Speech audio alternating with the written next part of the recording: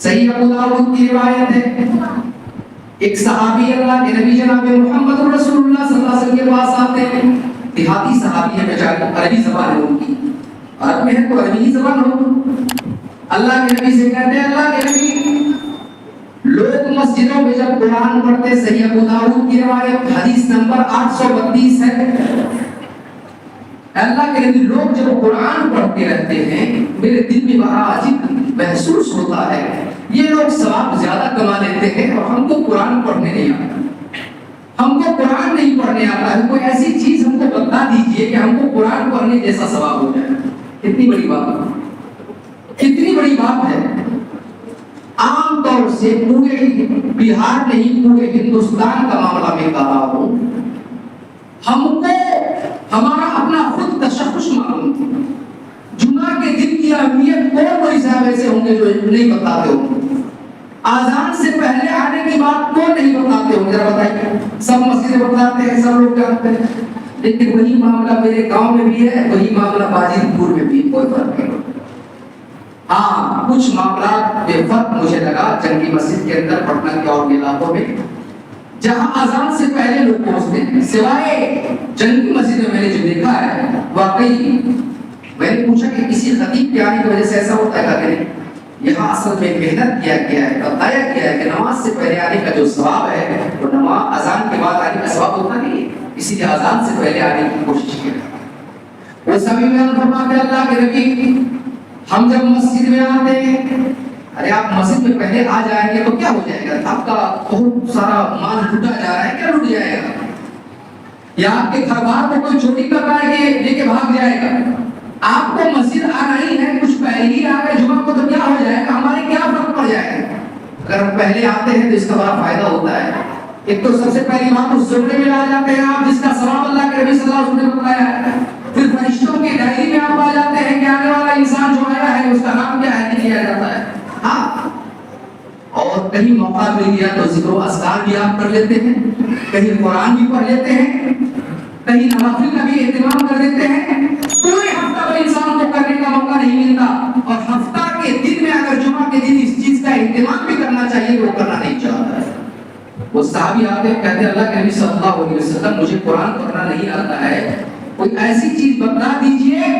تاکہ ہم اگر اس پر عمل کریں تو ہم کو قرآن پڑھنے جیسا ثواب مل جائے۔ تو اللہ کے نبی نے فرمایا کہ ایسی بات ہے، کہا کہ ہاں، کہا کہ چلو دایاں ہاتھ کھولو، تو اللہ کے نبی صلی اللہ علیہ وسلم نے دایاں ہاتھ اس کو کھولوایا اور کہا پڑھو،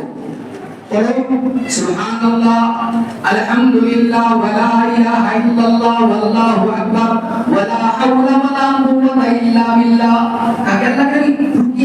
رکیے آپ جیسا آپ پڑھے ہیں ایک بار ہم کو بھی پڑھنے دے دیجیے۔ بیچارہ دیہاتی تھا، اتنا اچھا پڑھنا نہیں جانتا تھا وہ، اسی لیے سوچا کہیں ہم بھول نہ جائیں، اسی وجہ سے کہا کہ اللہ کے نبی کچھ رکیے ہم کو بھی ایک بار دوہرا دے دیجیے کہ آپ نے کیا پڑھا ہے۔ وہ سابق پڑھنے لگے سبحان اللہ الحمدللہ ولا الہ الا اللہ واللہ اکبر ولا حول ولا قوت الا باللہ العلی العظیم۔ کچھ دیر سوچنے کے بعد وہ صحابی کہتے ہیں کہ اللہ کے نبی یہ بات جو آپ ہم کو بتلائے ہیں تو یہ بات میں تو میرے لیے کچھ بھی نہیں ہے،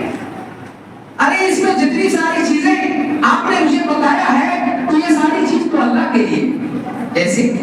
سبحان اللہ اللہ تمام عیوب سے پاک ہے، الحمدللہ تمام تعریف اللہ کے لیے، ولا الہ الا اللہ اللہ کے علاوہ کوئی معبود برحق نہیں ہے،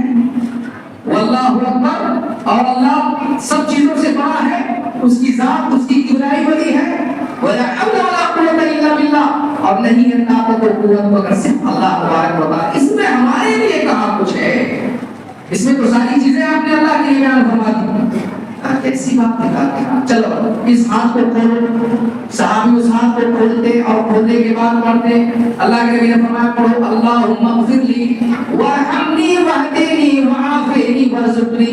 اے صحابی اس ہاتھ میں تم لے لو، کہا اللہ کے نبی ایک بار مجھے بھی پڑھ لینے دیجیے جو آپ نے پڑھا ہے، جس طریقہ سے آپ نے پڑھا کہیں مجھ سے غلطی نہ ہو جائے ویسی ہی ہم کو ایک بار پڑھ لینے دیجیے۔ صحابی بیان فرماتے ہیں اللہم اغفر لی، اے اللہ تو ہماری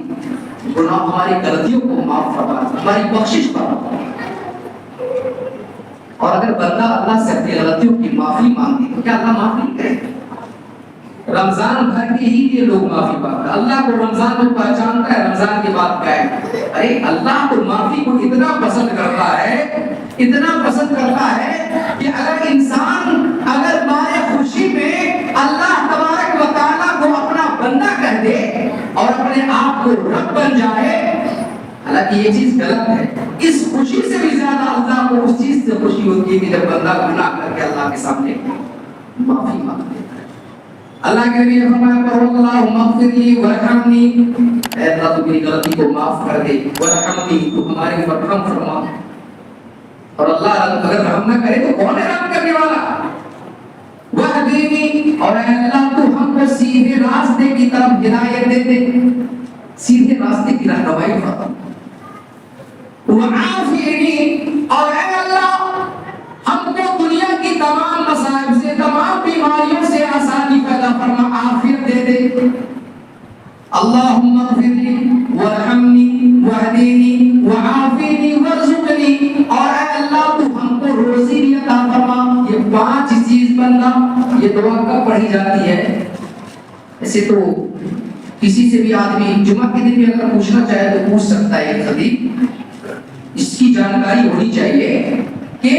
یہ دعا عام طور سے سب کو جانکاری ہے، لیکن کیا پڑھ رہے ہیں وہ معلوم نہیں ہے، جس کی وجہ سے پتہ نہیں چلتا ہے. تو سجدہ میں کہہ جاتی تھی پڑھ لیا اللہم اغفر لی ورحمنی وہدینی وعافینی، ختم نماز. اللہ کہتا ہے میرے بندو سنو، اللہ کے نبی آپ بیان فرما دیجئے اذا سالک عبادی عنی فانی قریب. جب میرا بندہ آپ سے پوچھتا ہے کہ اللہ دور ہے یا نزدیک ہے تو آپ کہیے انی قریب، میں اس سے بہت زیادہ قریب ہوں، بہت زیادہ قریب ہوں. اجیب دعوت الداعی اذا دعانی فلیستجیبوا لی ولیؤمنوا بی لعلہم یرشدون. جب وہ میرا بندہ مجھ کو بلاتا ہے، پکارتا ہے، مجھ سے دعا کرتا ہے تو میں اس کی دعا کو سنتا بھی ہوں اور قبول بھی کرتا ہوں. میرے بھائیوں، دعا کی کتنی بڑی اہمیت ہے اسلام کے اندر، اور اس چیز کو ہم نہیں سمجھتے.